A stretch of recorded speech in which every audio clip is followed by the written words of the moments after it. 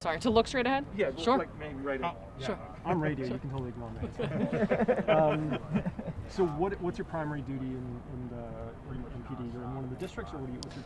So I'm actually assigned to our Narcotics and Specialized Investigations Division under I'm in the gun recovery unit, and during times where we have scheduled First Amendment assemblies, a lot of times I get detailed to our domestic security operations, which is where I was or who I was with on Wednesday.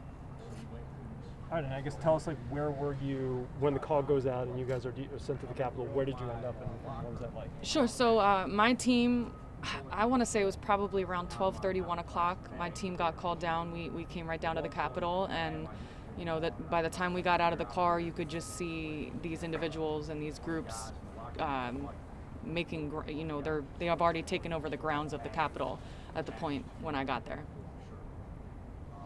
And so where you were standing, you're standing on this side of the Capitol, basically, like the side that we're staring at, or are you the other side of it? I want to say it was this side. Okay.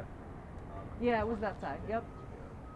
And so when did people start getting kind of aggressive towards you guys? Immediately. I mean, the second I got there, at that point we just needed, as many officers as possible to keep the crowd back. I mean, I don't think we even understood the magnitude and the amount of people that were actually there. By the time I got there, officers were already getting, sprayed with whatever these individuals had, which, I believe they had bear mace, which is literally used for bears. They're spraying it at us human beings, which is, putting us out of service for a while. I mean, I got hit with it plenty of times that day, and it just seals your eyes shut. And you just would see officers going down, trying to, douse themselves with water, trying to open their eyes up so they can see again. And at the same point, these people are still trying to push and gain access to the Capitol. What are they saying to you? To be honest, there was so much going on, I don't even remember hearing, individual, I really don't remember exactly what people were saying, but it was just loud noises the whole day. There was so much going on. Now, someone mentioned the tunnel. Could you tell us about your experience there? Yeah, sure. So, I don't know the layout of the Capitol building. When I was in what's called the tunnel, I didn't even really know which part of the building I was at. I kept having to ask, and I remember people saying it was the west entrance of the building. I remember seeing pictures later where, to give us an idea of where we were, I guess it's where the president actually walks out, that's where we were. So we were in what we called the tunnel, and I don't even remember when I got in there, but all I remember was we were not going to allow anybody to come into the Capitol, period. Nobody was going to get through that west entrance. If it was up to the Metropolitan Police Department, they were not coming in. They wanted to get in by any means possible, whether that was violence, whether that was, it didn't matter. Their goal was to get in, and our goal was to keep them out. So what happened? So essentially, we had, I can't say enough about the officers that were there, the officers that were on the front line. And when I say the front line, I mean literally officers that were in a line, stopping these people that were beating them with metal poles. They were spraying them with bear mace.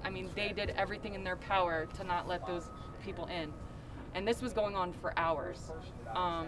What I witnessed was officers, going down to decon because they just got sprayed with, whether it was with pepper spray or whatever. And I hope you guys never experience it, but it's not only painful, but you literally can't open your eyes. And when you can't open your eyes and you're in the middle of what we would call a fight, essentially, that's scary. That's scary. And, it was just hours of battling, and the bravery and the heroism that I saw in these officers, the second they were able to open their eyes, they were back up front, and they were just trying to stop these individuals from coming in. Could you share your thoughts as you were in the tunnel battling?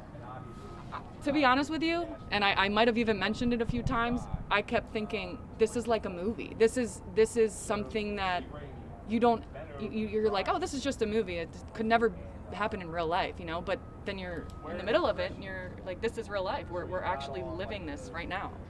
Was there ever a moment where, I don't know your situation, if you're married, have a partner, kind of obviously have parents or something along those lines, family members, like any moment where you're just like, Jesus, this is not going Absolutely. well, this is... Absolutely, I did. I there were moments where, I'm a police officer. I admit I don't get scared often.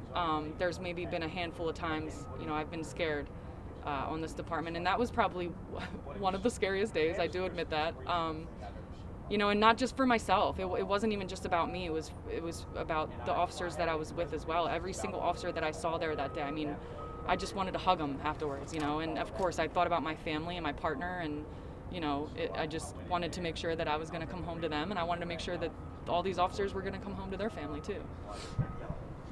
Okay. No, you go. Go.